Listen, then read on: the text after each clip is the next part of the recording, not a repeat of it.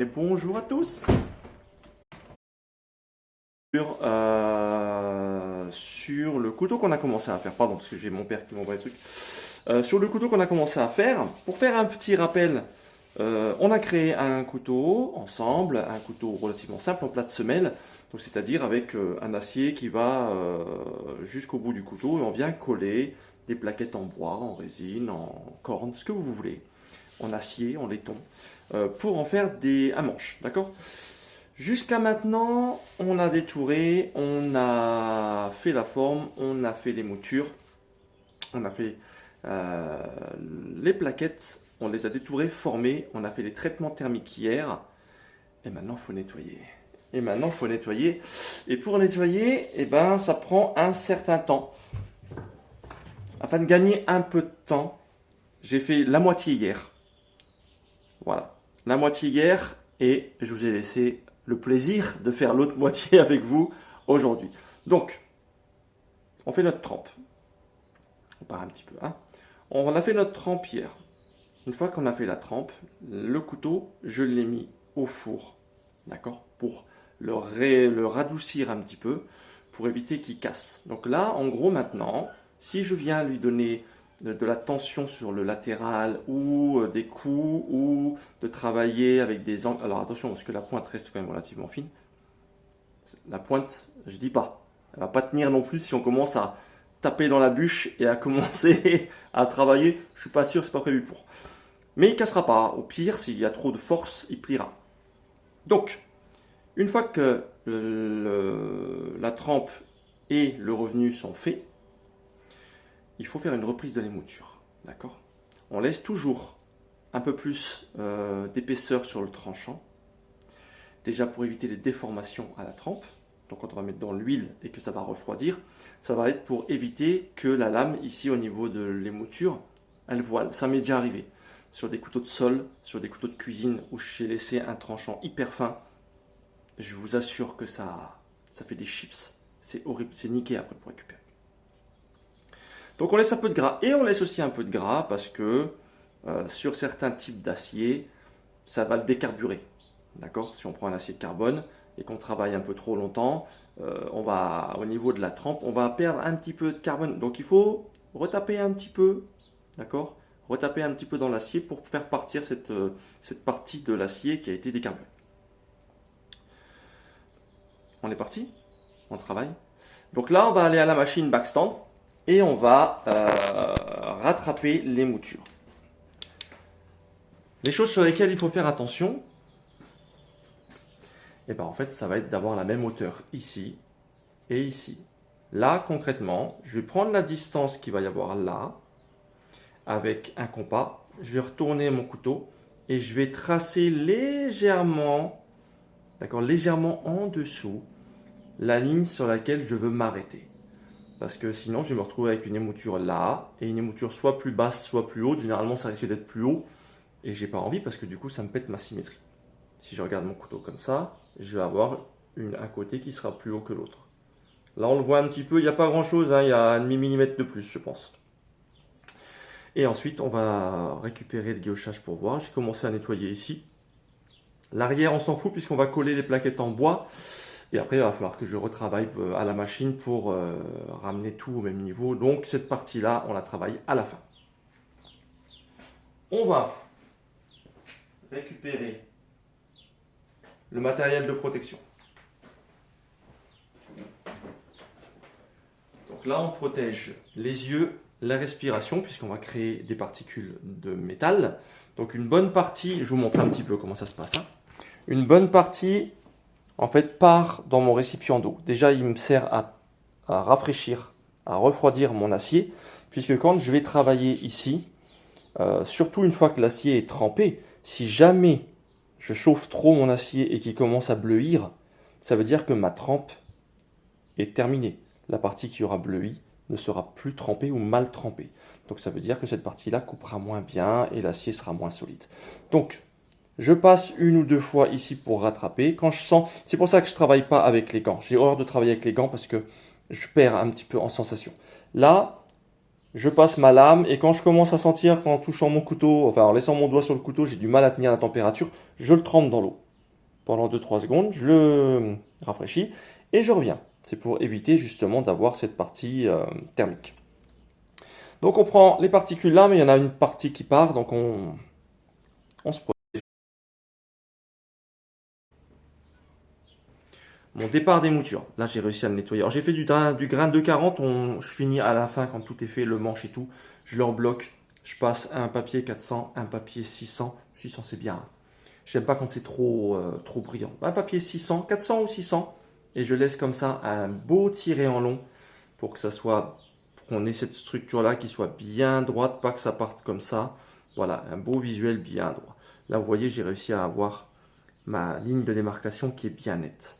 C'est ce qui est le plus dur à avoir ici. Donc on va travailler ça. Je récupère ce qui me sert à bloquer. Voilà.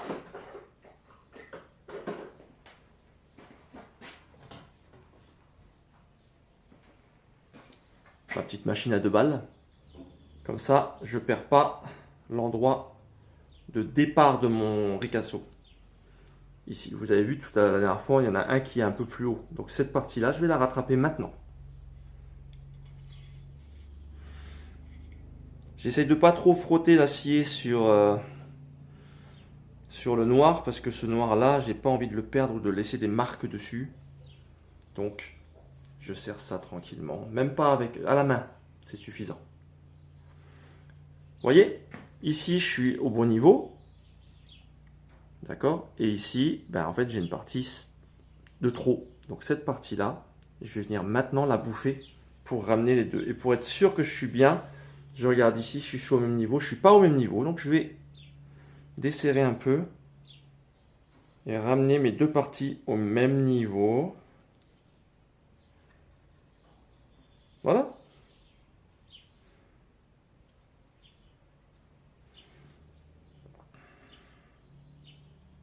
Ouais, c'est pas mal ça. Allez. Hop. Je vais récupérer mon grain 50. D'accord, je vais doucement, hein, c'est juste au départ pour enlever la partie calamine. Et une fois que j'ai récupéré cette partie-là, je vais rapidement changer parce que le grain 50, ça me fait une démarcation de ligne. Vous savez, cette ligne-là. Si jamais je tape au grain 50, celle-là, là, elle va pas être nette. Parce que le grain 50, il est grossier. Je vais me retrouver avec une ligne pas nette. Et quand je vais devoir la mettre nette, ça va être dégueulasse.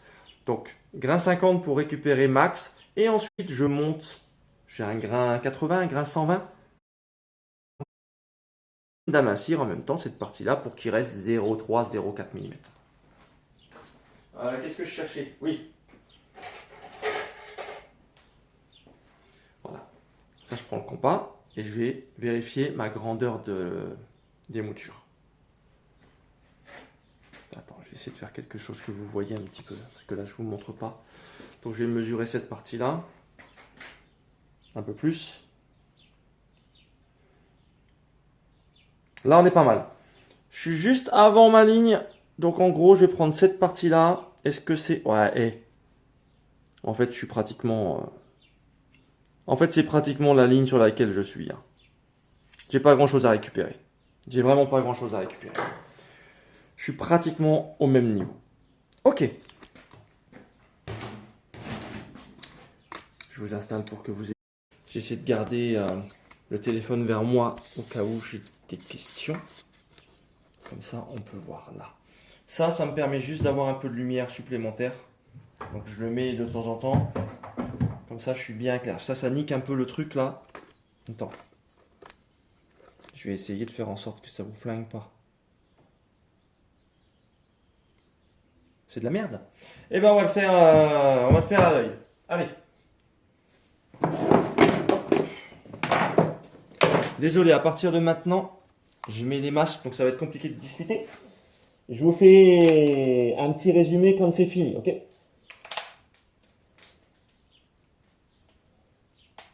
Voilà.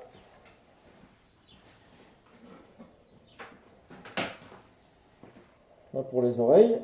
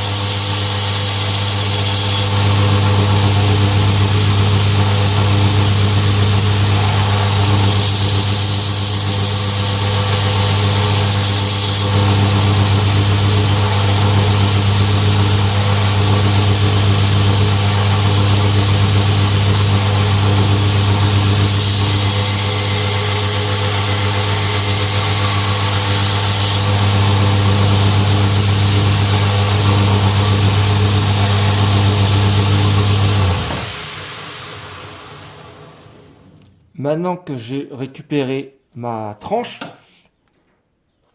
là en fait il me reste 0,3, 0,4 mm, on voit pas bien, d'accord? Donc là c'est symétrique, j'ai fait la symétrie ici en bas, c'est nickel.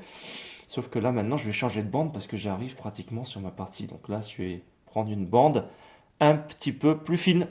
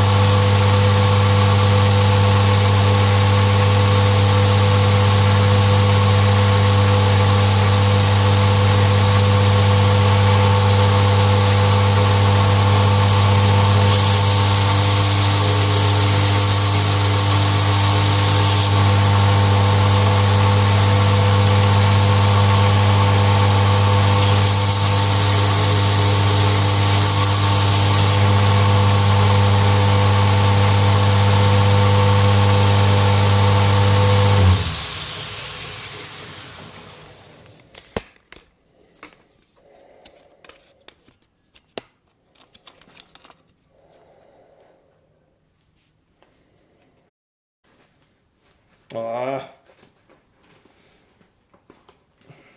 Il y a tout qui se barre. La casquette, tout. Putain.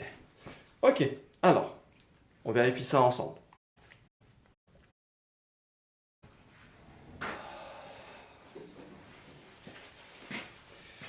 Et ben je me retrouve avec une belle ligne. Une belle ligne. Et là, à main, là, une belle ligne bien propre. Là, vous avez vu, ici j'ai récupéré, je suis nickel. Là, j'ai une belle ligne bien propre, une belle ligne bien propre ici. Et maintenant, en gros, eh ben, je vais poncer pour arriver à la même. Donc là, je vérifie juste que ce soit identique. Je vais prendre mon mètre, c'est plus simple. Là, on est à 1,6 cm.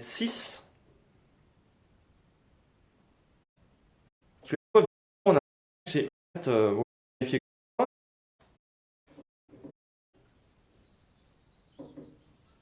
Ouais. Donc là, on s'arrête pas là, d'accord? Pourquoi on s'arrête pas là? Parce que si je commence à poncer pour enlever ces rayures là, c'est du grain 120. Elles sont profondes. Donc là maintenant, je vais passer une bande pour affiner, pour mettre des rayures mais beaucoup plus fines. J'ai moins de travail après pour le ponçage. Parce que là, il faut qu'on ponce. Après, il faut qu'on colle. Et je pense que ça sera bien pour aujourd'hui parce que j'ai déjà au moins 20 minutes pour récupérer ça là. Ok, donc là, en gros, on va changer de bande. je montre, hein. Là, voilà. Là, j'étais en bande 120, vous avez vu, elle mord bien, elle est propre. Et je vais faire cette bande-là, avant de passer sur du 1200. Petite bande ici, pour satiner. Nickel, ça c'est génial. Le seul problème avec cette bande-là, c'est que mon départ, je vous explique tout, hein. Mon départ ici, là, j'arrive pas à l'avoir correctement avec cette bande-là, elle est trop épaisse. Il va me manquer 1 mm là, avec, d'accord? Donc je vais nettoyer le maximum ici, ensuite je...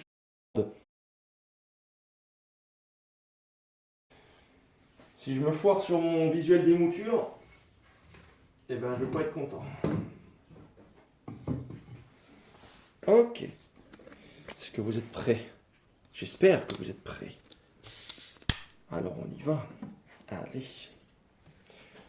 Là je devrais pas, mais je remets pas mes protections parce que là on est sur du grain fin, donc ça balance plus trop. Mais je devrais les mettre. Ok. Faut pas appuyer, hein, on y va doucement.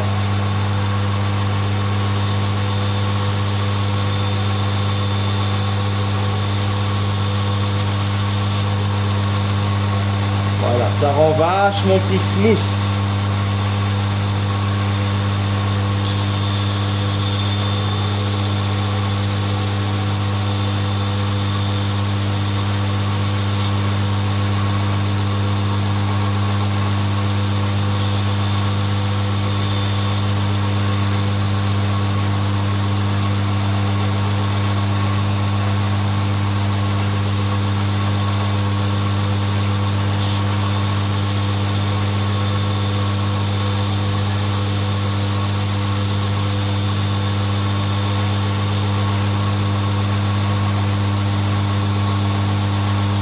Vous avez vu là comment c'est smooth? Franchement, je m'arrête là. Ça c'est dingue, plus loin avec cette bande là. On se retrouve avec, vous avez vu là la différence qu'il y a. Là, il me manque un peu. J'arrive pas à récupérer. Et le problème, c'est que si jamais j'insiste trop ici, elle va trop remonter là derrière, ça va être dégueulasse. Donc je la laisse comme ça. Je passe un petit grain 1002 histoire de smoother un peu tout ça. Et ensuite, on part sur le ponçage à la main. Et ça va être une grosse partie du travail, ouais. Le ponçage à la main. Hop.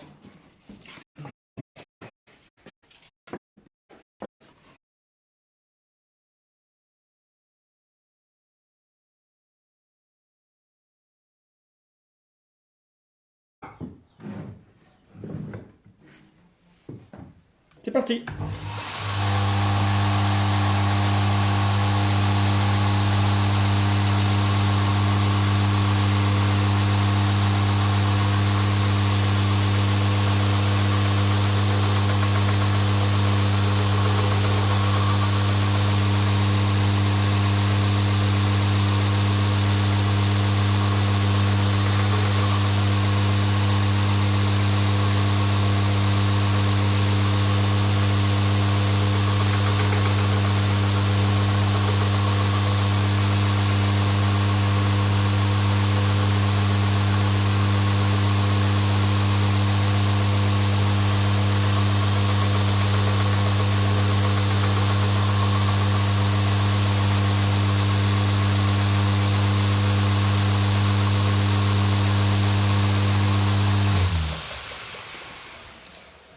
Salut Malek, comment ça va? Eh regarde, j'ai nettoyé ça ce matin, d'accord? Et là en fait je retapais à la machine pour faire la deuxième. Donc là j'ai tapé à la machine et maintenant il va falloir que j'enlève toutes les rayures que tu vois là. Toutes les rayures, il faut que je les enlève à la main. Donc là on a un gros boulot de ponçage. Merci beaucoup, mais ça va aller, ça va aller.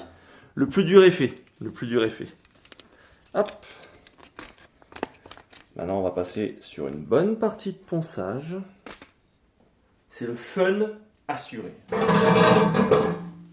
Vaut mieux s'asseoir, ça prend du temps. Alors, j'explique un petit peu avant de commencer mon ponçage. Qu'est-ce qu'on a comme problématique qui peut arriver? La problématique, c'est que je dépasse la hauteur de celle que j'ai fait de l'autre côté. Ça, c'est une problématique. La deuxième problématique, c'est que ma ligne ici, elle soit pas droite. Ouais, t'inquiète pas, j'ai l'habitude. Le problème, Malek, c'est que si je mets des gants, et ben en fait, je sens plus ce que je fais. Et là, je vais faire des mauvais gestes et des mauvais trucs. Et là, je risque de me faire mal. J'ai toujours travaillé avec mes mains comme ça. Au moins, je sens la chaleur de la lame. Je sens comment je travaille. Ça me permet d'être bien précis. C'est moins protégé, mais je suis plus précis. Donc, t'inquiète pas, je fais attention. Donc là, la problématique, c'est ça. C'est quand je vais faire ma ligne ici, ma ligne d'émouture, la machine, vous avez vu, c'est une bande qui fait 5 cm. Ma lame, c'est un tranchant qui fait, je crois, il fait 11 cm celui-là. Ça veut dire que quand je vais venir travailler, je ne vais pas être sur le même plan tout au long de mon passage. Ça veut dire qu'à un moment donné, ma bande, elle va être là, ensuite elle va être là, ensuite elle va être là pour finir. Ce que j'essaie de vous expliquer, c'est que là, je vais mettre dans ce sens-là, d'accord? Si j'amène ma bande bien plate et qu'ensuite je fais ça, je vais marquer une bonne partie ici plus que le reste. Ça veut dire que cette partie-là sera plus haute et ensuite ça va redescendre. Moi, ce que je fais pour éviter d'avoir ce problème de ligne droite, c'est que je commence à amener ma lame sur la pointe. D'accord? J'amène ma lame sur la pointe, je fais mon passage et je repars. Je stoppe pas ici. Si je stoppe ma bande ici, la bande est pas spécialement plate, hein, c'est des bandes flexibles. Le problème, c'est que si je commence à mettre ma bande ici, et ben en fait, je vais avoir ma marque de bande de 5 cm, donc un petit creux ici, un peu plus haut, et ensuite mon truc. Et le seul moyen que j'ai trouvé pour que ça soit propre, c'est qu'en fait, je commence à amener ma lame en commençant par la pointe. J'amène ma lame, d'accord? Comme ça, je fais mon passage sans m'arrêter, je reviens sans m'arrêter. J'amène ma pointe, je fais mon passage sans m'arrêter, je reviens sans m'arrêter. Comme ça me permet d'avoir une ligne extrêmement droite. Là, elle est nickel. Je peux pas avoir une ligne plus droite que ça. Regardez, elle est nickel. Ouais, t'as vu? C'est pointu. C'est pas un couteau qui est prévu pour du travail, du bois, tout ça. Donc, c'est pas grave si la pointe est fine. C'est un couteau qui sert un peu à tout, mais c'est surtout pour manger. Donc, en fait, j'ai pas de torsion, de pointage de pointe ici et de torsion. Ça, il n'y a pas de problème avec ça. En fait, chaque couteau, chaque forme, chaque épaisseur, ça a une fonction. Je ne peux pas faire un couteau fin avec un tranchant fin comme ça pour aller en forêt et enlever l'écorce des arbres ou commencer à taper. Oui, là, effectivement, ma pointe, à un moment donné, elle va plier, quoi. C'est sûr, il n'y a pas assez de matière. Ou alors, je ne fais pas de contre-tranchant. Et je me retrouve avec une pointe plus épaisse. Comme les couteaux scandinaves, Puko, j'en ai fait un, je vous le montrerai plus tard. Où là, effectivement, les moutures, on ne la monte pas trop haut. Comme ça, on a une pointe bien solide et on peut venir travailler le bois avec. Donc, une fois que j'ai fait ça, maintenant, eh ben, je vais enlever toutes les rayures. Donc, je vais virer ma protection. Puisque mon départ de ricasso, on va vérifier. Et puis, il est nickel. Ok? Ensuite, je viendrai avec une machine pour venir entailler un petit peu ici pour faire ma goutte. J'aurais dû le faire avant, j'ai oublié. Donc là, pour travailler avec le papier à poncer, je mets cette petite planche là dans mon étau et ensuite je viens poser ça dessus, je serre avec un serre-joint et c'est parti. Je vous montre ça, hein. J'installe ça tranquillement. On va changer la caméra pour que vous ayez visuel dessus. Alors, hop. Voilà, un petit café. Ok, super. Donc, moi je vais venir m'installer ici. Je vais venir m'installer ici. Et je vais mettre ma planche. Ça, j'ai pas besoin pour le moment. Ça, c'est du plomb. C'est quand je travaille mes couteaux pour éviter d'abîmer le dos, le côté. Parce que là, il y a des dents en fait là-dessus. Donc là, ça me permet de travailler tranquille. Puisque le plomb est beaucoup plus souple que l'acier. Voilà. Hop. Je l'installe de cette manière. Et ensuite, je vais venir travailler ici. J'essaie de voir comment je peux faire pour mettre un peu plus. Ouais, voilà, super. C'est bon comme ça? Ok. Donc cette partie-là est faite au grain de 40. Maintenant, on fait cette partie-là. Donc je vais la mettre pour que mon tranchant dépasse un peu, histoire que je puisse travailler sur toute la longueur. Et quand je ferai le contre-tranchant, je le passerai de ce côté-là. Aïe.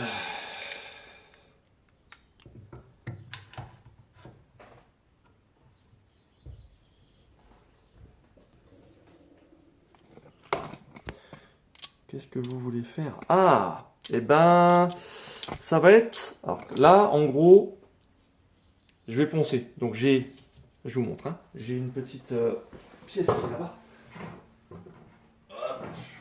Ok, j'ai utilisé ma règle et je vais enrouler autour du papier à poncer. Et ensuite, je vais venir poncer dans ce sens-là pour enlever les rayures qui sont dans ce sens-là, pour faire un beau tiré en long qui vient dans ce sens, d'accord? Pour garder la dynamique de la lame. Et là, je suis obligé de le faire avec une cale. Moi, j'aime bien utiliser ces règles-là parce que si jamais il y a un petit défaut de planéité, je peux jouer un petit peu comme ça, histoire que le papier touche partout. Je vais commencer avec un gros grain. Le problème qu'il va y avoir, c'est que si j'utilise un gros grain et que je ne fais pas attention, je vais mordre ici ma ligne de démarcation. Donc ce que je vais faire, c'est que je vais poncer, mais pas jusqu'en haut. Je vais enlever un petit millimètre. Et cette partie-là, je la ferai après avec un papier plus fin. Hop, je vous montre. Ça, c'est le papier que j'ai utilisé, d'accord? C'est un papier souple en 240, 220, je sais plus. Sauf que ça, c'est souple, c'est du papier et c'est pas très précis. Pour avoir une bonne précision, eh ben, je vais utiliser du papier à poncer de carrossier qui sont sur une feuille. Et là, ça va me permettre d'avoir vraiment un papier qui ne fait pas qui va pas avoir une partie qui rebique et qui va taper en fait dans le truc, dans les moutures.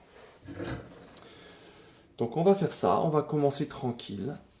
On est parti pour, je pense, une bonne vingtaine de minutes. Alors, je vais faire ça. Vous voyez ici, si jamais je fais ça, je vais mordre sur la ligne. Donc en gros, je vais visuellement garder mon papier ici.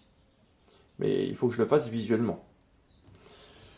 Et ensuite, je le vois. D'accord? Je garde un œil sur mon bord de papier. Vous avez vu, je laisse une marge ici. Je la touche pas celle-là. Et là où il y a le plus de rayures à enlever, c'est souvent à la base. Donc je vais commencer en faisant, pas dans ce mouvement comme ça, d'accord? Un peu comme ça, un peu comme ça, un peu comme ça. Histoire de bien mordre dans les rayures qui sont à la base. C'est les plus durs. C'est les plus durs à enlever. Le reste, ça marche très bien. Mais ces rayures-là, eh ben, à enlever, c'est toujours compliqué. Et là, je suis désolé pour vous, mais là, ça va être 20 minutes de ponçage. Et ensuite, on colle le manche. Ce qu'on peut faire, c'est, une fois qu'on a enlevé les grosses rayures, quand je remonte, je fais ça. Je viens ici pour bien enrouler le ricasso ici. Hop là, comme ça, ça me fait un beau tiré qui va jusqu'en haut. La problématique qu'on peut avoir, en fait, c'est de se retrouver avec, à l'encablure ici, vraiment au départ, des rayures qui restent. Il ne faut pas ça, il faut vraiment avoir un truc bien lisse, bien propre. Mais, ben, effectivement, ça demande un petit peu de patience. J'aurais pas ce souci si jamais j'avais fait une émouture qui monte jusqu'en haut, puisqu'à ce moment-là, ou alors si je gardais pas le noir, parce qu'à ce moment-là, je peux le faire sans me prendre la tête, puisque la ligne de démarcation sera moins marquée.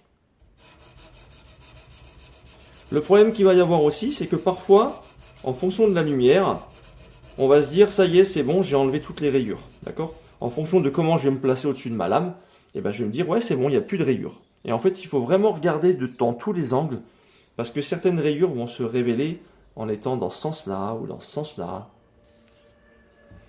Donc quand on croit qu'on a fini, on n'a pas fini. Là, ça sert à rien de trop forcer pour essayer d'enlever un maximum. On pose juste, on met une petite pression et en fait, bah, on va faire ça pendant 15 minutes. En faisant attention de ne pas mordre, là on le voit bien, hein, de ne pas mordre dans cette ligne-là noire. On la fera après, avec un papier plus fin. Donc là, j'insiste vraiment sur cette petite partie qui est ici, qu'il va falloir que j'enlève. Et quand je fais ça, j'utilise mon papier dans un sens, dans l'autre, comme ça, pour essayer d'utiliser le papier le mieux possible. Donc là, on va retravailler ici encore un petit peu. Surtout là. C'est embêtant, mais après, le résultat, il est à la hauteur. On a quelque chose de bien propre. Ou alors, j'aurais gardé les lignes dans ce sens-là et je ne me serais pas pris la tête. Ça m'arrive, hein. sur certains couteaux. Je dis allez, je le laisse dans ce sens-là, mais je trouve que c'est moins précis dans les finitions. Surtout au niveau de la base, c'est moins précis. À moins qu'il existe des bandes qui soient vraiment plus souples, je sais pas, hein, mais je trouve que c'est quand même moins précis que dans ce sens-là. C'est une question de choix.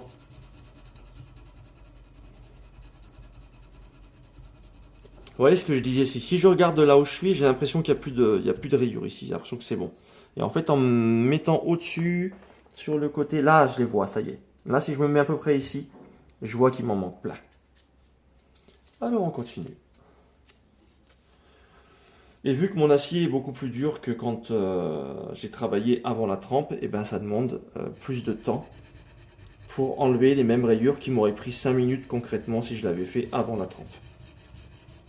Et là, on a de la chance, on est sur un petit 59 en dureté, donc elle s'enlève quand même relativement bien.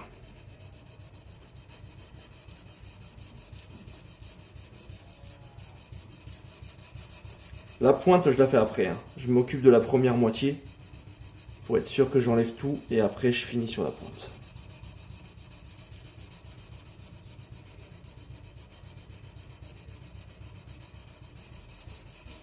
On a tendance à vouloir appuyer fort pour enlever toutes ces parties-là, mais au final, ça sert strictement à rien. Vaut mieux laisser travailler le papier. Ouais, on laisse travailler le papier tranquille, il fait son taf. On n'est pas pressé, on n'a pas le choix. Voilà.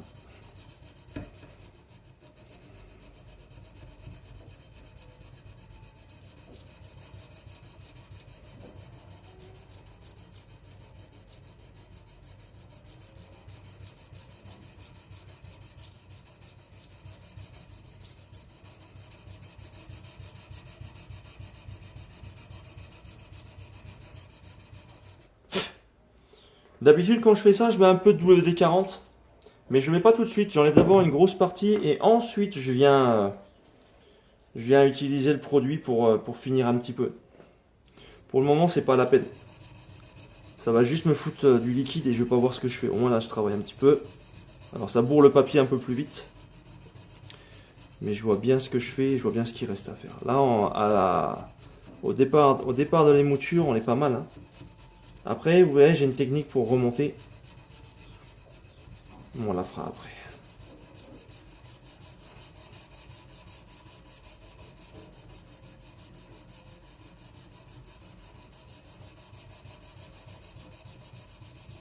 Non, purée, je vais enlever mon pull, j'ai chaud. Oh, ok. Je fais encore 5 minutes, puis on fait un petit check pour voir ce qu'il me reste à faire et où on en est exactement. Quand on voit que le papier est trop usé, on le change, hein, c'est pas chier. Moi j'aime bien essayer de l'utiliser un maximum parce que mine de rien, même la partie retour. Là.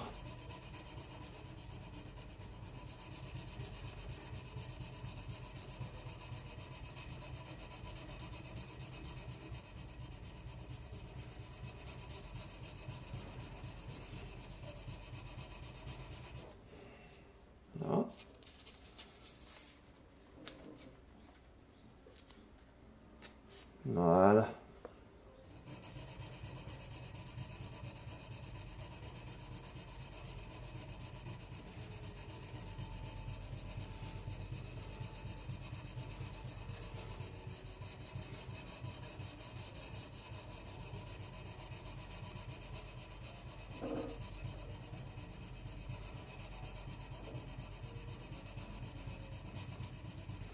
Vous voyez ici là, j'ai moins insisté sur cette partie tout à l'heure avec le papier. Du coup, je me retrouve avec des rayures plus profondes, donc il va falloir que j'assiste un peu plus ici. Mais c'est pas grave. Hop. Ouais. On change de papier et on repart sur une bonne base.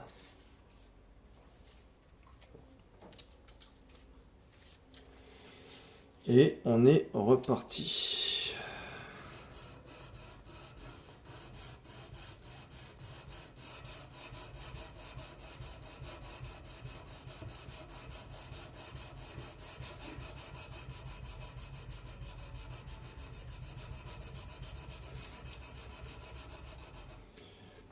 Hier, on avait commencé son fourreau, enfin son fourreau, son étui. On n'aura pas le temps aujourd'hui. Aujourd'hui, on va coller. Demain, on va sûrement le nettoyer, le terminer et on continuera l'étui en cuir. L'étui en cuir, c'est pas complexe. Le problème, c'est que ça prend quand même un certain temps. Pour faire ça bien propre, là, ouais, ça va prendre au moins 3 ou 4 lives. On va teindre, on va coudre, on va couper. Ça va être super. C'est une belle partie aussi, le cuir. Je vais vous montrer après, j'en ai fait un hier, j'ai terminé mon Puko hier. J'ai terminé le Puko, j'ai fait son bel étui. Comme ça, je vais pouvoir vous le présenter après, avant que je fasse de belles photos, que je l'aiguise et qu'ils partent vers de nouvelles aventures. Sans moi. Je l'aurais bien gardé, il est magnifique.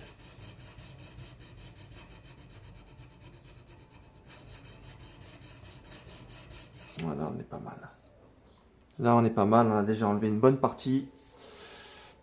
Je finalise un petit peu la partie avant. En gros, s'il reste des micro-rayures ici, je m'en fous, tout ce que je veux, c'est juste que cette partie-là, du début de tranchant et toute cette partie médiane, j'ai plus de rayures. Parce que si je passe sur un autre papier, ça va être plus compliqué d'enlever. Si j'ai un papier plus fin, c'est mort. On peut pas commencer à enlever les rayures avec un gros papier et puis à un moment donné, on se dit j'en ai marre, je passe sur du plus fin. Eh ben, ça marchera pas. Vous allez galérer, vous allez niquer votre papier. Vaut mieux enlever toutes les rayures avec le gros grain et ensuite on affine. Et parfois en affinant, il y a des rayures qui se dévoilent et on se dit mince, et ben on va retourner sur le gros papier pour enlever ces rayures là. Et ensuite je reviendrai sur du papier plus fin pour faire mes finitions.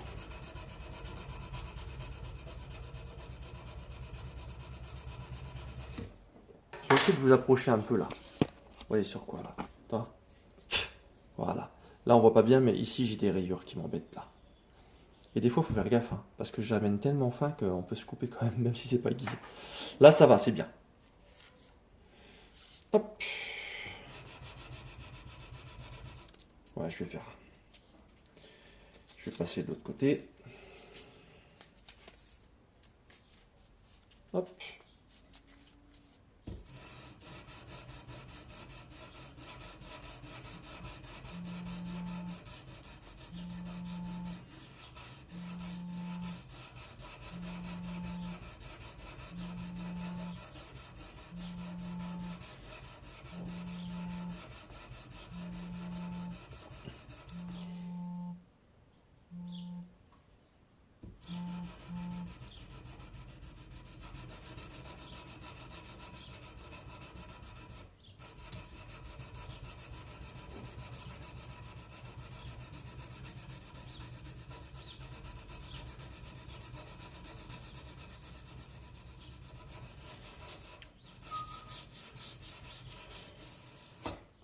Il me reste encore quelques-unes ici au départ.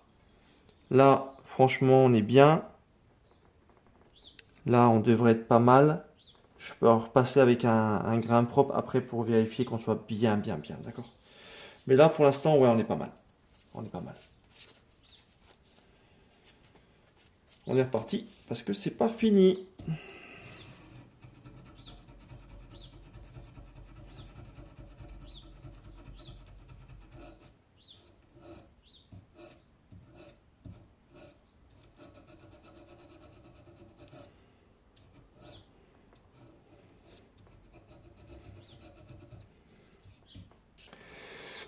Vous avez vu, j'ai fait une connerie purée. Je suis passé un peu trop haut là. J'ai pas fait gaffe avec mon truc. J'espère que ça va partir avec le reste. On va essayer de le monter de manière à ce que ça parte parce que là, j'ai fait une petite bêtise ici. Parce que j'ai pas regardé.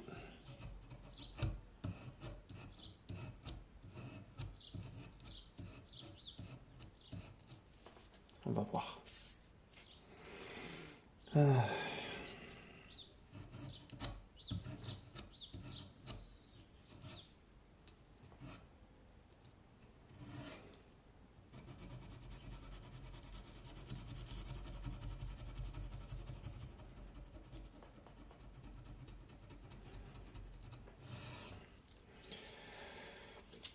Ok.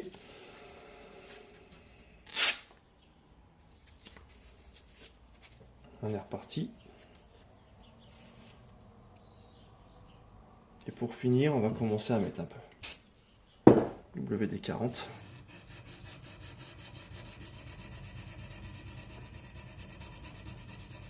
Donc c'est surtout cette partie-là qui me posait souci. Enfin, qui me posait souci. Oui, il restait encore des rayures un peu profondes. Donc on va les virer là maintenant.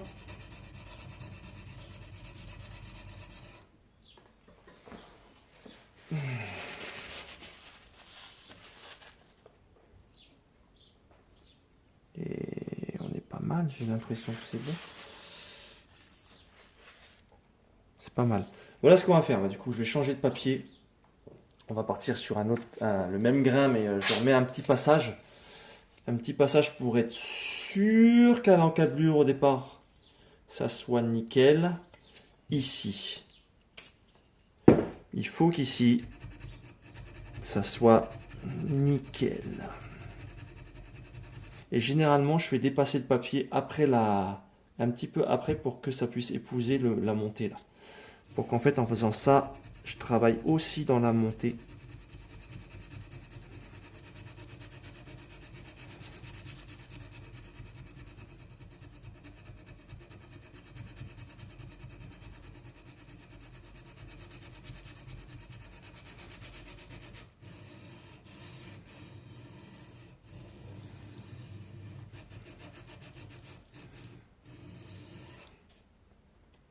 Point trop, il en faut quand même. Faut vérifier de temps en temps que le papier ne se barre pas. Sinon, on se retrouve à passer le papier par-dessus. Là. Donc là, après, ouais, après c'est un peu plus compliqué. Là.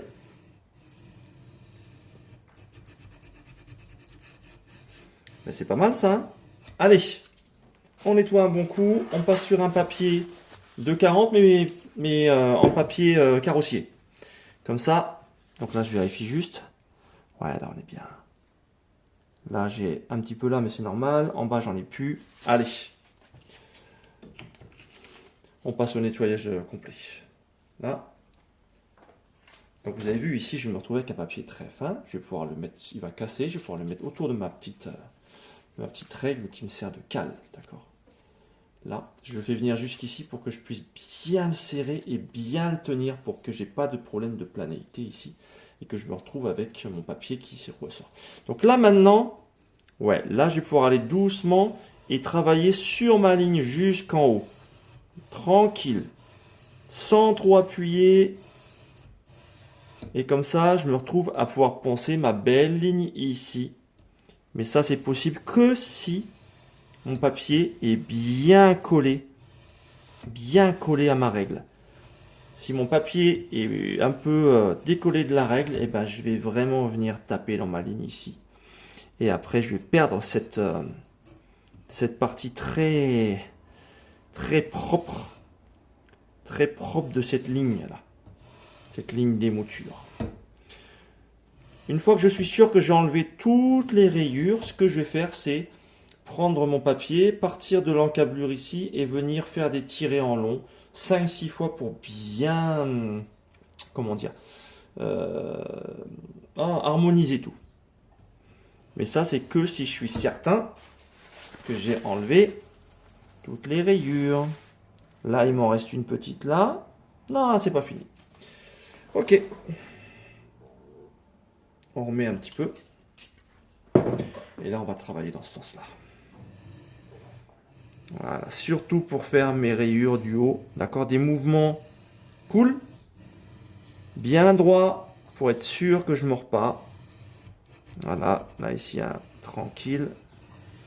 Voilà, ma bêtise de tout à l'heure, elle est réparée. J'adore, quand on arrive là, c'est que ça sent vraiment bien. Là, j'ai une petite rayure ici, là, que j'essaie d'enlever tranquille. Elle va venir. Faut pas être trop pressé. Je vérifie comme ça pour voir qu'il me manque rien.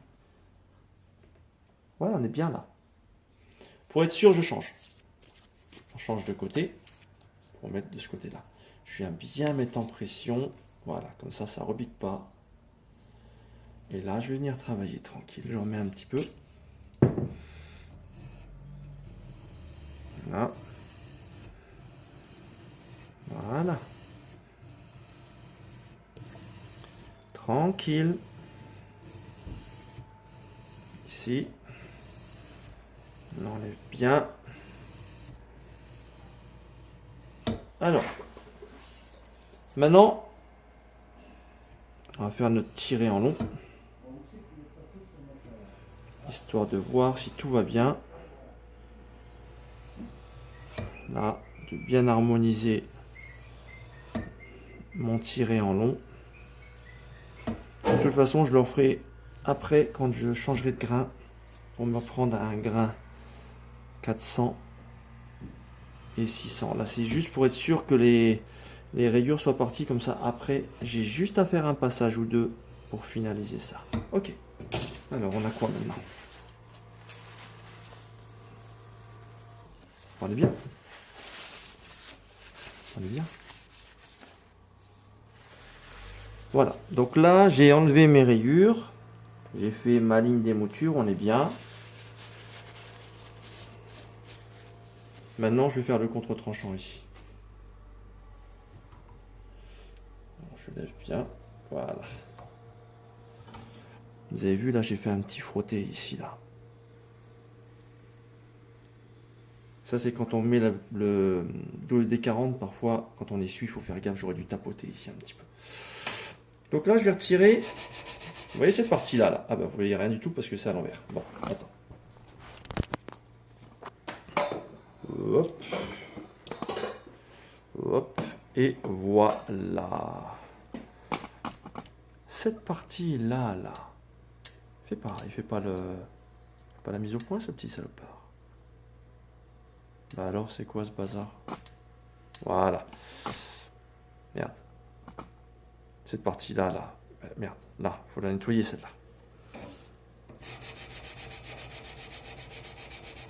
Parce que celle-là, on n'a pas enlevé les rayures à l'origine. Hein. On n'a pas enlevé les rayures, on les a gardées pour après. Là, on passe directement sur un papier, papier de carrossier, parce que là, si j'ai pas quelque chose de propre, je vais taper dans la ligne encore une fois.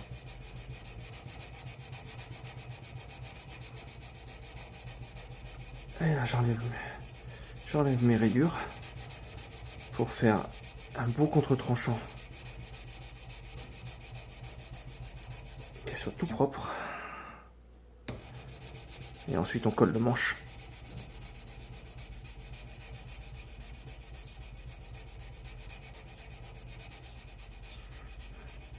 Est-ce que j'ai tout enlevé ici? Ah, il m'en reste une petite juste là. À la base. Juste à la base du contre-tranchant. Là, je vois une petite rayure de travail. Voilà, on est nickel. Bon, on est bien. Je vous récupère tout de suite.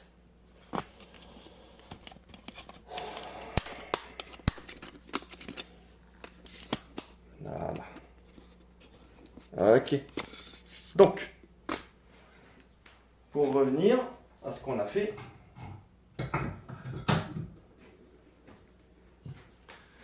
on vient de terminer le nettoyage de l'émouture. Si je ne le fais pas maintenant, je ne peux pas trop le faire une fois que j'ai collé mon manche, puisque mon couteau va être gêné par le manche. Là, au moins, je peux bien le bloquer, je peux bien faire ça. Toutes ces finitions-là. Je vous montre hein, à quoi ça ressemble des deux côtés.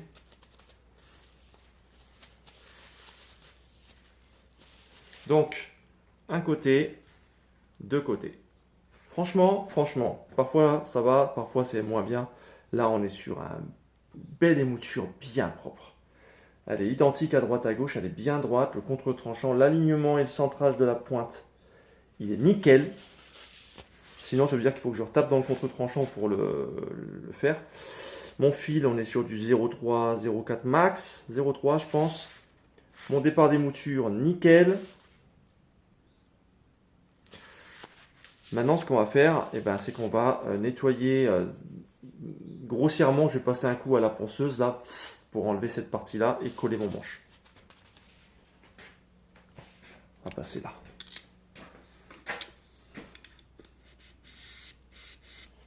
Ça va être grossier, hein. On fait un passage grossier pour juste reprendre, sachant, là, sachant, je vous montre.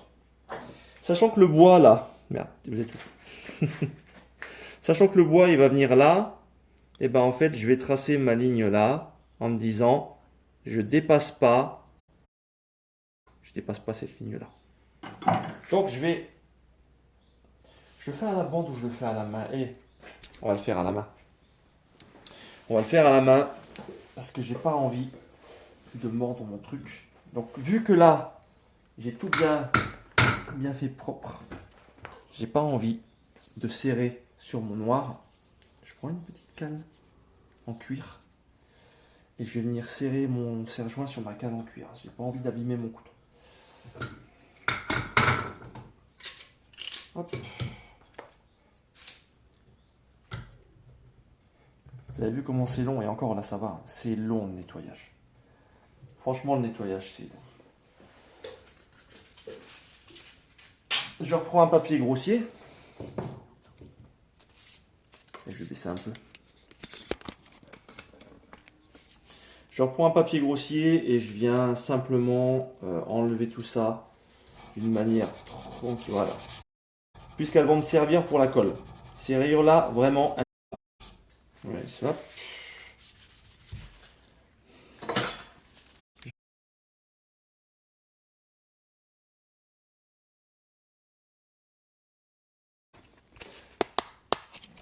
Ok. Donc là, le but maintenant, c'est juste de taper là-dedans grossièrement pour enlever le calamine. Voilà.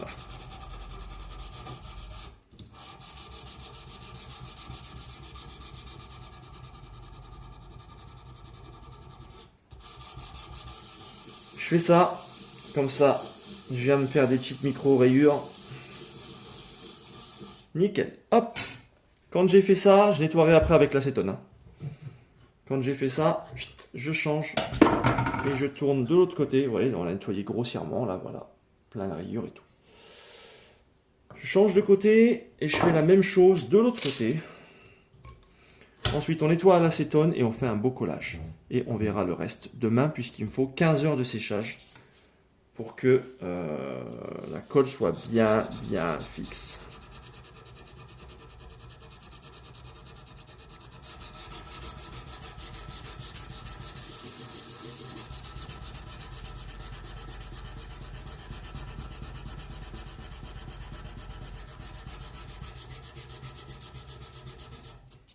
Hop.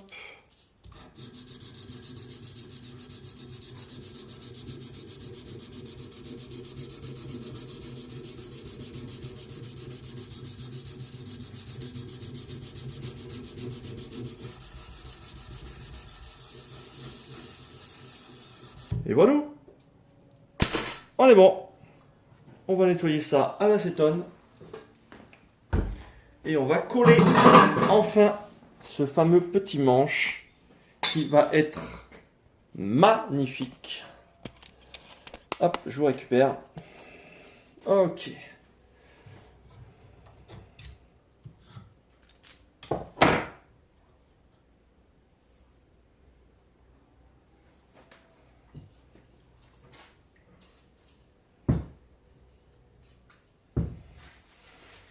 Et ce qu'on va faire, c'est que quand on va travailler sur le manche, ici, je vais mettre comment on appelle ça là, du scotch de peinture un petit peu, histoire d'isoler cette lame pour pas que pendant que je travaille, je vienne l'abîmer. On n'a pas envie de ça, d'abîmer cette magnifique lame qu'on a fait ensemble. Là, si je mets le scotch, il ne collera rien du tout, vu que j'ai foutu du WD-40. Donc là, avant, on va nettoyer à l'acétone mon bas de lame, puisque je vais le travailler. Voilà.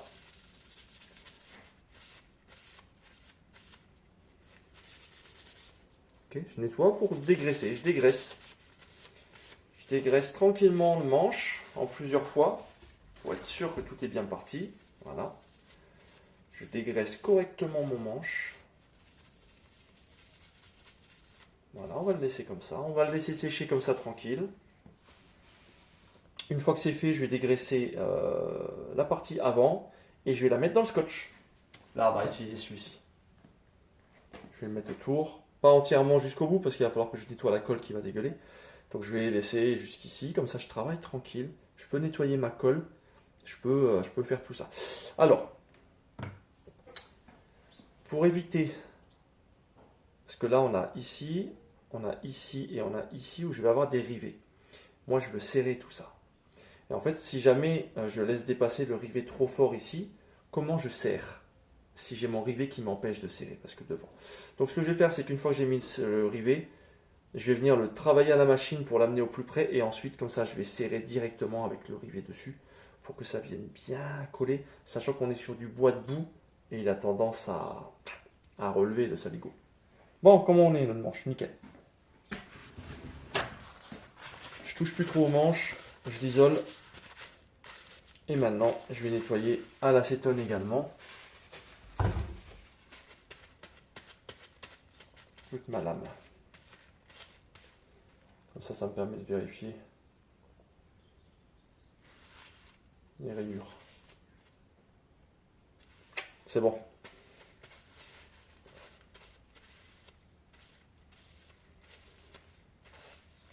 Voilà. On attend 30 secondes que ça sèche. Putain, on est à 1 heure déjà. On a 1 heure déjà, on a fait que poncer. On a fait que poncer. Purée. Donc là, je vais pouvoir poser le scotch dès que l'acétone s'est évaporé.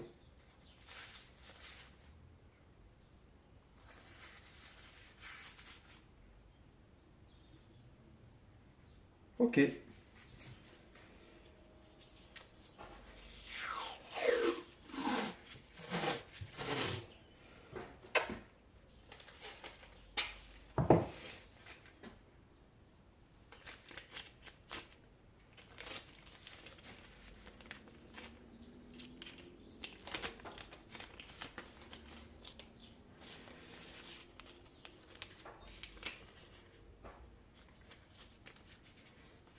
Créer. Voilà. Un petit sandwich de protection, on le voit bien là. Petit sandwich de protection. Comme ça maintenant, je peux travailler tranquillement sur mon manche. Je risque pas d'abîmer ma lame. Et vu que je suis un gros cochon, je vais retourner ça. Et je vais en mettre un deuxième transverse. Parce que j'ai pas pris mon couteau avec moi. S'il est dans la poche, c'est pas grave.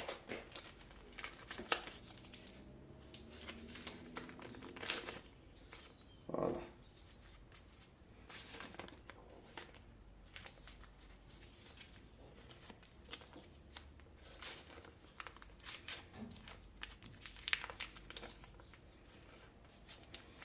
Comme ça, je suis tranquille. Ok, donc on a fait. Petit résumé. On a travaillé l'émouture à la deuxième pour l'amener proprement, pour faire mon émouture finale. On l'a nettoyé, on a fait notre tiré en long, grossier. On y reviendra après, 400-600. Maintenant, on a dégraissé le manche, on a tout fait. Je vais dégraisser, je vais pas dégraisser, je vais percer sous les plaquettes des petits coups avec la Dremel, histoire que quand la colle elle rentre, elle vienne dans les interstices. Donc, pour ça, on a nos plaquettes qui sont ici. On va les dégraisser.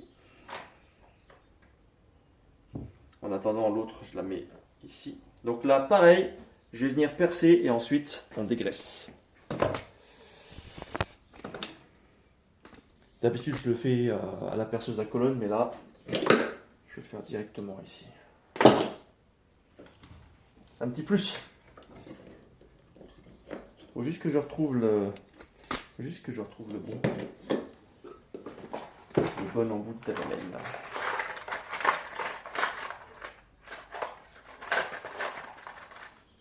Voilà. Petite tête.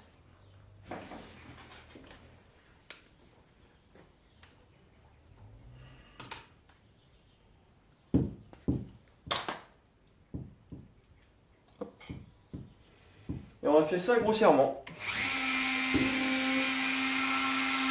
D'accord?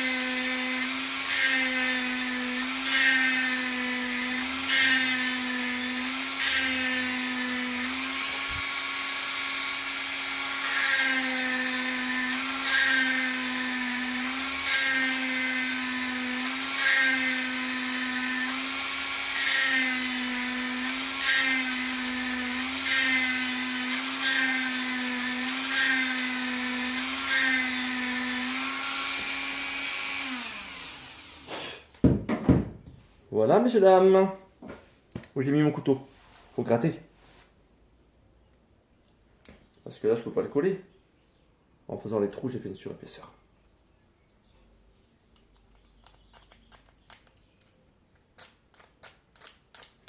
Donc j'enlève grossièrement ma surépaisseur.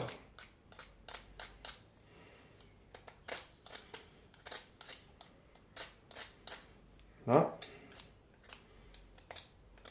Pour pas que ça me gêne quand je vais coller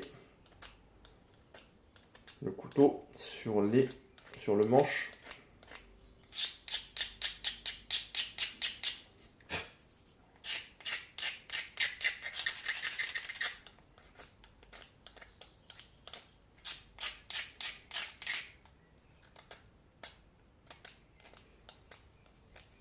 Ok.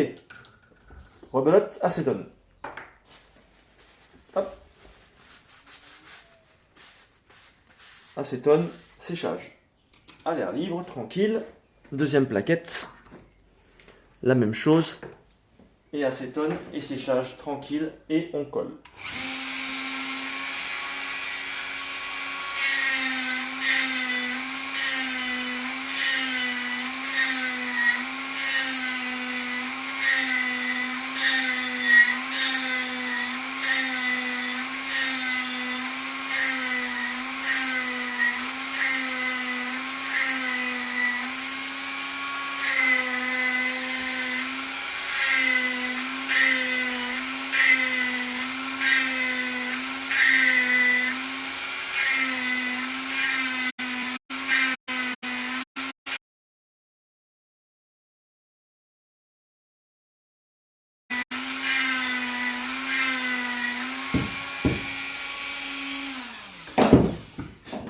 On est bon.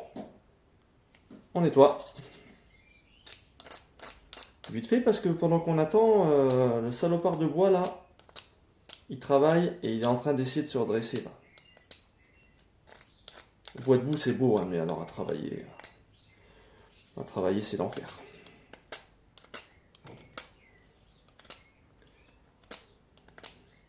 Quand on stabilise le bois, ça n'empêche pas que le bois il banane. C'est pas parce qu'il est stabilisé qu'il bouge jamais. Hein. Il y a des bois stabilisés, ils cintrent quand même. Ça n'a rien à voir avec. Ok. Hop. Un petit coup d'acétone. Ok, c'est bon. Maintenant, ce qu'on va faire, on va préparer l'époxy. On va préparer l'époxy. Et ensuite, on va venir placer mes cols, tout ça, mes rivets, et on fait tout.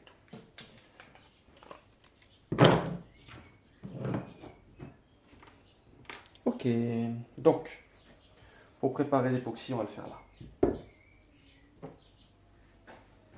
Je vais coller du scotch ici.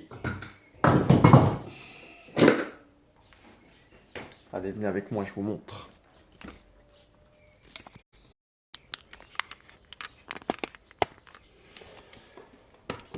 Là, en gros, là, je vais me créer une zone où je vais pouvoir étaler mon époxy. J'ai pas besoin de grand chose, hein, parce que là, on colle juste deux plaquettes. C'est pas un couteau nordique où il faut rentrer la colle à l'intérieur du manche. Ici, c'est simplement... Voilà. Non, c'est pas celle-là. Je l'ai mis où mon époxy? Si, c'est celle-là. Si, c'est celle-là.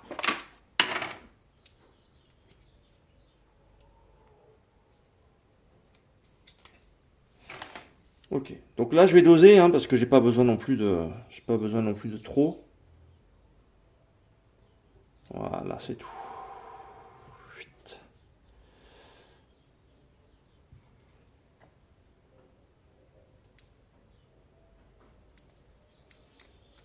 Putain, refermer. Voilà. Et c'est des nouveaux trucs, c'est nul à chier. Avant, c'était bien séparé. Bon. C'est pas grave. Je cherche où j'ai mis ma spatule. Elle est là. Donc là, on va mélanger nos deux bicomposants. C'est ce qui va faire la dureté, d'accord? On a une résine et on a un durcisseur. Quand l'époxy est bien mélangé, on se retrouve avec une espèce de texture un peu laiteuse, d'accord? Comme du lait ou une huître. Un petit peu, ça veut dire que c'est bien mélangé. Ok. De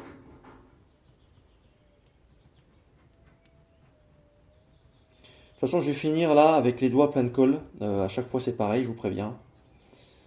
C'est un peu le bordel. Voilà, là, elle est bien. On est mélangé.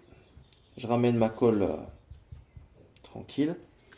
Je vais venir récupérer mes platines et peut-être que ça, je vais devoir le rentrer un peu en force. Donc, on va voir ça. Donc, ici, on va prendre le premier. On va installer ma colle, d'accord, pour qu'elle prenne dans les interstices et dans les parties où je vais mettre mes rivets. Voilà. Hop. Le problème, c'est qu'on a toujours peur de ne pas en mettre assez, et après, quand on va faire le serrage, ça va dégueuler partout. Alors, si ça dégueule devant, au-dessus, derrière, je m'en fous. Enfin, au-dessus, non. Mais il faut nettoyer ce qui va être sur l'avant du couteau, parce que si ça sèche, c'est toujours pareil.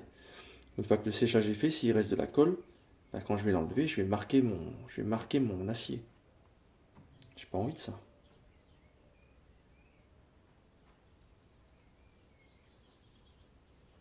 Pardon, je suis en train de faire mon collage hors champ, là, c'est n'importe quoi. Voilà.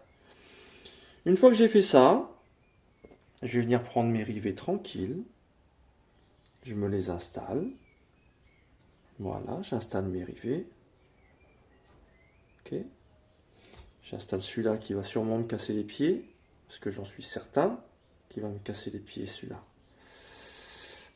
On va le rentrer plutôt comme ça. Voilà. Il me cassera un peu moins les pieds. Ok. Sinon, je le rentre au marteau, c'est vite vu. Hein. Je prends mon couteau. Alors, si je le rentre au marteau, attention de ne pas flinguer le bois. Et mon couteau qui a été dégraissé, eh ben, je vais venir placer tranquillement mes affaires. Et ben, dans l'autre sens, c'est mieux. Voilà. Ok. Mon bois est là avec mes rivets. Je rajouterai un petit peu de colle sur les côtés des rivets. J'ai ici, je pense que mon petit truc il va être pile poil à la bonne longueur. Maintenant, ce que je fais, ben, je vais faire la même chose avec le deuxième. Je vais l'installer et ensuite on va serrer tout ça. Est-ce que j'ai été un peu radin en colle ou pas? C'est une bonne question. Non, je pense que ça va aller.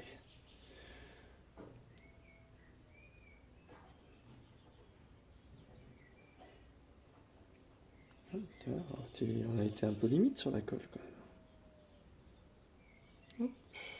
Non, ça va le faire. J'ai pas envie de ressortir l'époxy pour rajouter 2 gouttes. Non, on est bon. Vous allez voir, quand on va serrer tout ça, ça va sortir de tous les côtés. Et comme ça, on va nettoyer ça avec le White Spirit. Surtout sur les parties qu'on n'a pas besoin de retravailler. C'est hyper important. En tout cas, dans ma manière de travailler, c'est hyper important. J'ai l'ensemble de mon époxy.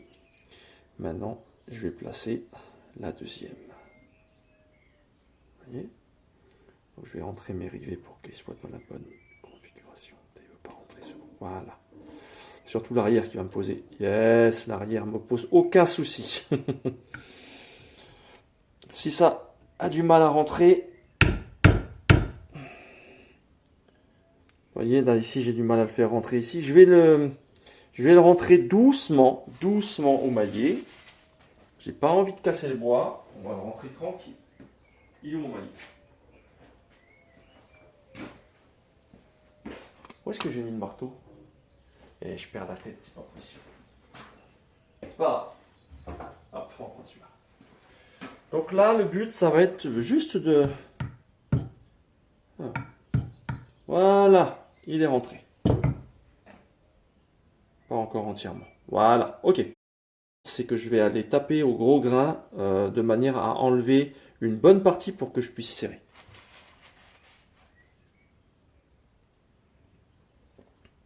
Allez, on y va. Donc là, on va changer le grain, parce que ça, c'est un grain beaucoup trop fin. Et on va repasser sur le grain 50 pour faire ça. Un sens. Les bandes, elles ont un sens pour l'installation. Parfois des bandes dans les deux sens, mais le plus souvent, la bande a un sens d'installation pour la coupe. Ok.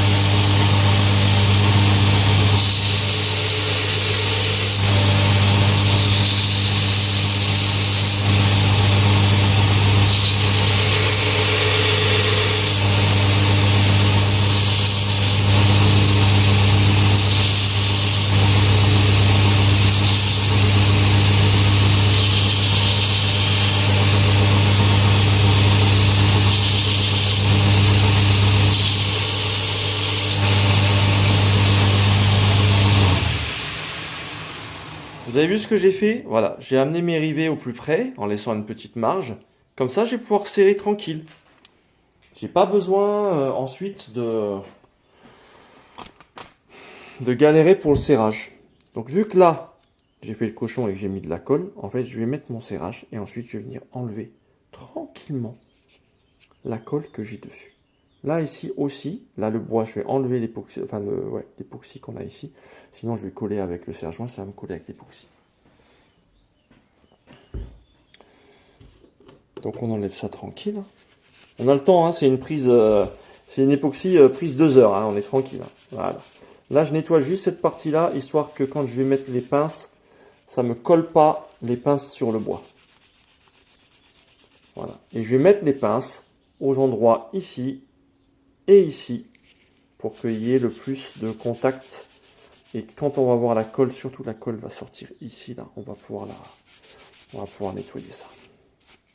Oh, comment il est beau ce bois. Ok. Allez, je vais chercher les pinces. Je prends les pinces jaunes ou je prends les pinces noires? J'ai pas envie de marquer le bois, je vais prendre les pinces noires. Je vous explique comment je les mets. Je vais les mettre comme ça, pour que je puisse nettoyer le dos de la lame tranquillement. Et le bas, je m'en fiche, je nettoierai plus tard. Donc on va coller l'arrière d'abord, bien centré. Donc là, vous voyez, on n'est pas centré. Donc là, je vais descendre un petit peu. Voilà. Et surtout que le bas soit centré. Là, on est bien. Vous avez vu? Là. Et je vais venir serrer ça. Et regardez, la colle, elle sort derrière. Là, on est bien collé. Quand je vais regarder justement en enlevant la colle si mon bois est bien en contact. On va regarder si je peux pas le reculer un petit peu. D'accord.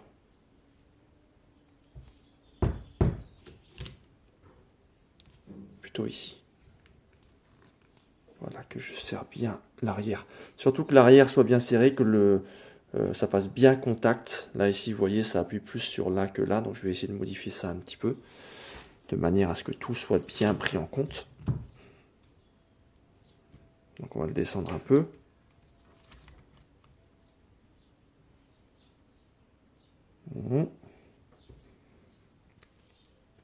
Voilà, vous avez vu là? Voilà, là j'ai un beau contact à l'arrière. Donc là, on est nickel. Donc celui-là, je vais le laisser. Si j'ai besoin, j'en mets 3. Hein. Si j'ai besoin, j'en mets 3. Je vais en mettre déjà un deuxième à l'avant pour voir ce que ça donne.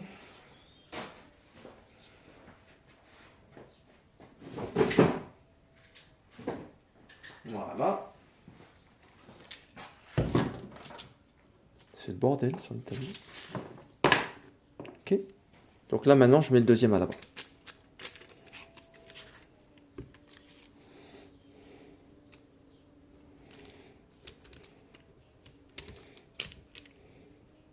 Pareil, j'essaie de le faire en sorte qu'il soit... que mon serrage soit centré.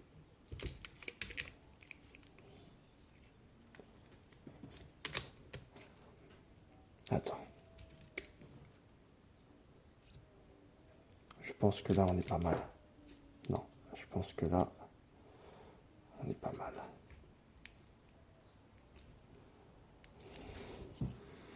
Ouais, là, on est pas mal. Vous voyez? Ce qu'on va faire, c'est que je vais passer un coup là, histoire de voir si, si c'est relativement bien propre. Je vous fais un petit zoom. Si j'y arrive. Voilà. Donc.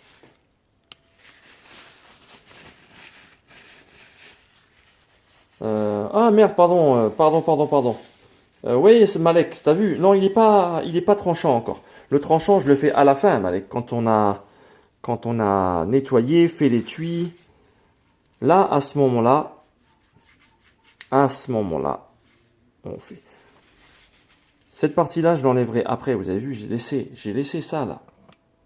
J'ai laissé cette partie noire parce que quand on va le terminer, après, je passerai avec le papier tranquillement, histoire de voir. Donc là, on est comment? On est comment là? Ah, on est pas mal. Hein, on va surtout regarder si ça fait contact partout. Là, ça fait contact partout autour de la lame. D'accord? Il n'y a pas le manche qui remet comme ça un petit peu. On est bien en contact. À l'arrière, on est bien en contact. Il n'y aura pas grand chose à récupérer. Non, on est pas mal. Franchement, on est pas mal. Donc là, en gros, je vais juste passer un coup derrière. Je vais le lever histoire de... Vous avez vu là comment ça fait? Voilà, toute la colle, elle ressort. Donc toute cette partie-là, de toute façon, je vais l'enlever avec ça. Et le coton-tige. Je reviens dans 1 heure pour voir si ça n'a pas encore ressorti. Et j'enlève ce qu'il faut et ensuite c'est bon. En bas, j'enlève pas, ça sert à rien. Je vais le passer à la machine. Donc là, moi, ce que je veux surtout... je vais essayer de faire... Attends. Voilà, que je puisse avoir accès quand même. Donc là, maintenant, c'est nettoyage de la colle qu'on a à la base ici. Merci Malek, t'as vu, il va être super. Franchement, il va être super. Je vais essayer de te montrer un peu ce que ça donne. Regarde. Voilà, comme ça tu verras le nettoyage. Là par contre, il faut faire attention. Avec mon papier, je vais enlever la colle, mais si je suis trop brutal, je vais faire des marques. Donc ce que je fais, c'est que je vais aller chercher un coton-tige qui sont ici et je vais tranquillement enlever cette partie-là au coton-tige. Ouais, t'as vu? Attends, tu verras plus tard. Regarde. Là, je vais enlever tranquille, hein, j'appuie pas. Voilà. J'enlève la partie là au coton-tige. T'as vu? Si j'appuie trop fort, je vais faire des marques ici comme ça. Là, c'est bon, j'ai enlevé. C'est relativement propre. Je vais remettre un petit peu de... ça mange des cotons-tiges, hein, je vous préviens. Ça mange des cotons-tiges. Là, voilà, le but, ça va être de nettoyer cette partie-là. Parce que cette partie-là, on n'y revient pas. Une fois que c'est collé, c'est collé. Et je vais enlever le surplus après avec le papier tranquille. Donc là, on est bien. T'as vu, là, on est bien. Le bois est bien collé. On est nickel. Donc je vais changer de coton-tige. On va aller chercher l'autre côté. L'autre côté, un peu moins, ça a un peu moins dégueulé, donc c'est nickel. Voilà. Non, on voit rien du tout. Donc là, je vais venir récupérer ici de la même manière que tout à l'heure. Avec on le voit, le coton-tige. Voilà. Dans le White Spirit, j'en mets pas trop, hein, faut pas non plus que ça bouffe la colle. Donc là, je vais venir tranquillement enlever mon surplus d'époxy. Voilà, tranquille.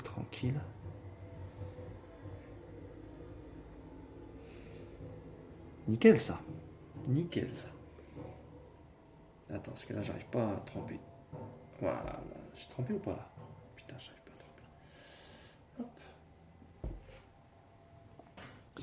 Voilà, et là, désolé, je mets ma main devant, j'essaie de pas... Je suis gaucher. Hein. Et pour éviter les rayures, je fais comme ça. Comme ça, j'évite les rayures dans le sens inverse. Et là, on est pas mal, franchement, on est pas mal. Il n'y a pas d'époxy. On a bien nettoyé notre contour. Voilà, j'enlève ce qu'il y a en surplus ici. Et on va le laisser comme ça pour l'instant. Vous avez vu, même quand j'ai enlevé un petit peu, ça continue un petit peu à sortir sur le dessus. C'est pas grave du tout, on est tranquille. Ouais, on est tranquille. Je vais le passer à la machine après quand ça aura séché demain. Et normalement, on est bien. Je vais juste vérifier que j'ai pas de colle supplémentaire sur la base ici qui normalement ne sera plus retravaillée. Et ensuite, je vous dirai à demain. Donc là, on va juste vérifier ça. Pour ça, je vais lever un petit peu le scotch, histoire de bien vérifier là et là. Voilà, on va bouger ça. Ok. Là, en gros, je vais faire un petit passage, vite fait. D'accord? Sur cette partie-là. Là, on est nickel. Ok. La même chose de l'autre côté. On va enlever le surplus d'époxy.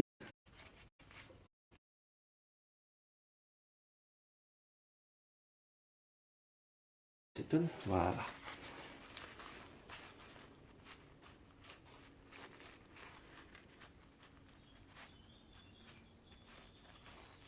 Et on est nickel. Hein. Franchement, on est nickel. Attends, je vous récupère. Aujourd'hui, je suis en retard. Oh merde. T'arrives à la fin, Kenza. Je te jure, t'arrives à la fin. On a un peu galéré. Enfin, un peu galéré. Mais, coucou. Mais au final, regarde, je te montre, ok? Là, tu verras pas la lame parce que je l'ai protégée. Donc, on a nettoyé le tranchant, on a tout fait. Là, on vient de coller les plaquettes en bois. Et j'expliquais qu'il faut bien enlever l'époxy, la colle là, ici, parce qu'après, une fois que ça sèche, ça fait des marques quand on essaie de l'enlever. Donc là, je regarde un petit peu. On a nettoyé avec le White Spirit et le petit papier. Et c'est terminé pour aujourd'hui parce que là, je vais besoin de laisser reposer. J'ai besoin de laisser reposer le collage pendant au moins 15 heures. C'est marqué sec au toucher ou colle définitif, enfin définitif, collage 2 heures, mais non. C'est pas collage 2 heures, c'est collage demain matin. Comme ça, je suis certain que ça bouge plus derrière. Ben voilà. Voilà, le collage est nickel, il n'y a plus de colle à l'encablure. Des deux côtés. Donc, fini pour aujourd'hui. Fini pour aujourd'hui. Je vais vous faire un petit résumé. Je vais vous expliquer ce qu'on va faire demain. D'accord? Et ensuite, je vous laisserai finir votre journée tranquille. Moi, je vais avoir pas mal de travail derrière encore cet après-midi. Pas sur ce couteau, je vous le garde pour demain. Mais j'ai deux vilains couteaux pliants là, que j'ai nettoyés, qu'il faut que je fasse le même travail que j'ai fait avec vous, mais sur ces lames-là. Donc laissez-moi vous dire que ça va me prendre à peu près 1h30, 2 heures par lame. Je n'aurai pas fini aujourd'hui. Mais en tout cas, les platines sont redressées, c'est propre. On est pas mal. Donc aujourd'hui, qu'est-ce qu'on a fait? Aujourd'hui, on a nettoyé. La lame, c'est-à-dire qu'on a fait les moutures, les moutures d'après-trempe. On a nettoyé, on a enlevé les rayures, on a laissé les parties qu'on voulait garder en noir. Ensuite, on a nettoyé le manche, on a dégraissé le manche, on a collé et installé les plaquettes en bois. On les a serrées au serre-joint, on a mis nos rivets. Pour aujourd'hui, c'est nickel. Maintenant, on laisse sécher ça jusqu'à demain. Je vais venir et je vais y jeter un petit coup d'œil d'ici 1 heure. Parce que parfois, la colle continue un petit peu à sortir elle est encore relativement fluide. Elle continue un peu à sortir.